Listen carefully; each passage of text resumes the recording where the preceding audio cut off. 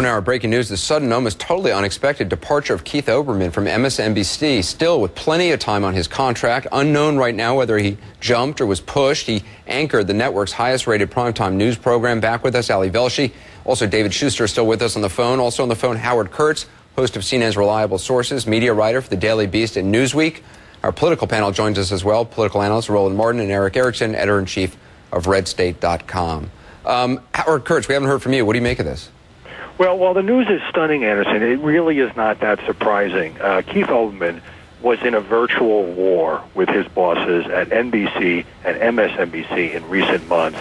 During that controversy over the political donations that he made to Democrats, he threatened at one point, if they didn't truncate his suspension, to go public, to go on Good Morning America, Larry King, in fact. And in response, Phil Griffin, the president of MSNBC, said that told Olbermann's agent that if he did that, he would be fired. So relations had so badly deteriorated after years of internal struggles, even though Olbermann, very talented broadcaster who basically revived MSNBC as a network and led it in a leftward direction, which was good for its ratings. Despite the key role that he played at that network, the relations were so frayed with people who had been his friends for years and who felt that he'd become very angry on the air that I became convinced that this was just a matter of time. I didn't know it was going to happen this week, but I saw it as inevitable. Howard, it's interesting because I'm getting tweets from people who are saying, I'm kind of confused by this, who don't really follow this in the minute detail that all of us in the TV business do. That's unusual to have that level of drama behind the scenes. I mean, you work at CNN, I work at CNN, I've worked at other networks. I've never had that kind of drama behind the scenes with executives. That's pretty rare.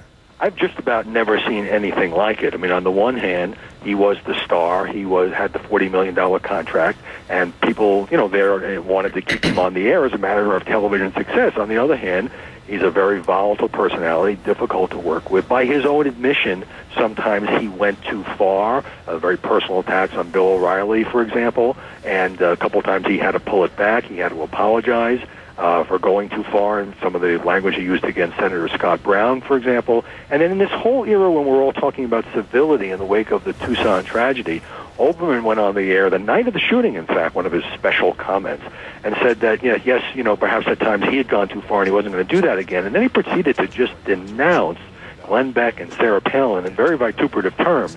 So at a time when there was a lot of focus on incendiary language by television anchors, Olbermann, was drawing a lot of criticism, even though obviously he had a lot of fans on the left who were going to be disappointed that he's out of there. David Schuster, though, I mean, he was incredibly important for MSNBC and really put MSNBC on the map. I mean, they had gone through, I don't know how many people on the air in prime time for years and years and years, and Keith Olbermann is the one who really made their prime time happen.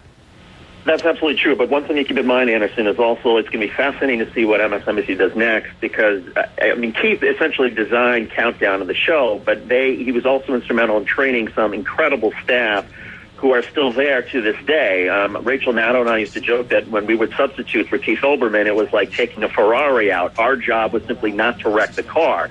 Keith would drive that car better than anybody, but it is an incredibly well-oiled machine, well-produced show, Countdown.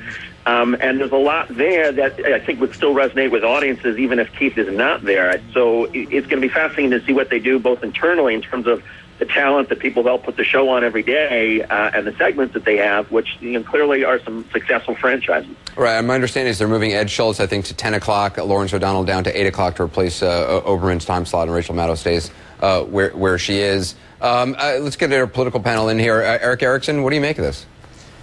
I don't know that I should say anything. I'm kind of laughing at this and getting torn up on Twitter about it. Yeah, I'm going to miss being named worst person in the world. But, I'm reminded of a Sports Illustrated article from a year or two ago on the 10th anniversary of ESPN, or on SportsCenter. And Olbermann was the one anchor not invited back for SportsCenter. And the head of ESPN made the comment when asked why. And he said the amount of damage he'd do in a day would take years to undo. And he is a very volatile personality. Roland, what do you make of it?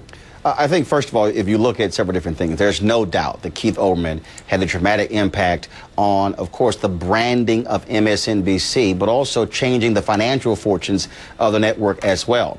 And so he was certainly the face of the network. But also, look at what they were able to do over the past year. Remember, he was out for an extended period of time. His father had been ill, eventually passed away. Lawrence O'Donnell filled in for him. And when you look at the ratings, held those numbers very strongly. They put O'Donnell in at 10 o'clock, and so pretty much they set themselves up perfectly to have, in essence, a bench. So when we're ready to make this move, O'Donnell slides into the 8 o'clock slot. People are already familiar with him. Schultz was already on the network at 6, going to 10 o'clock. And so at the end of the day, what we all have to understand, we are shocked by this, but guess what? Networks go on. Shows go on. The news goes on. The players simply change. Ali, his show obviously was a ratings powerhouse for MSNBC. Yep. How crucial was that show to MSNBC's bottom line?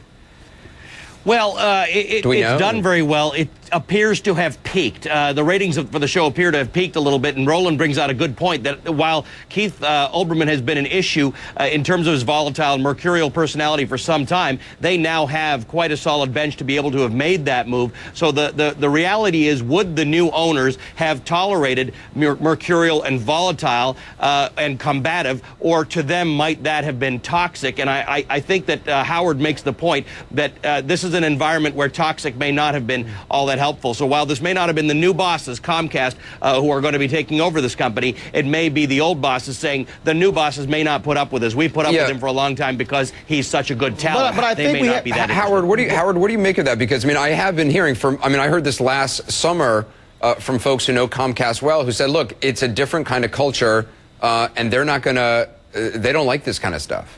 And that's true, and it's a very much more of a corporate button-down culture. Olbermann is a very shrewd guy, and he may have, although I don't think NBC executives tried to talk him out of it, given the deteriorating relations that I alluded to earlier, he saw the handwriting on the wall, and he may have decided that the kind of fierce independence that he values was not going to be possible under the new regime. So it may not be an accident that this happens now, a week before Comcast officially takes over. This isn't the first time, Anderson, that Olbermann has left MSNBC. He left in 1998. He quit in a huff and criticized his bosses. He has a history of doing that. At the same time, as some of your guests were noting earlier, he's a pretty talented broadcaster when he doesn't let his emotions run away with him. So I think he will find somebody who will put him on the air somewhere. Yeah, well, as I said, talent finds a way, and whether you agree with him or not or like him or not, he is clearly a very strong talent.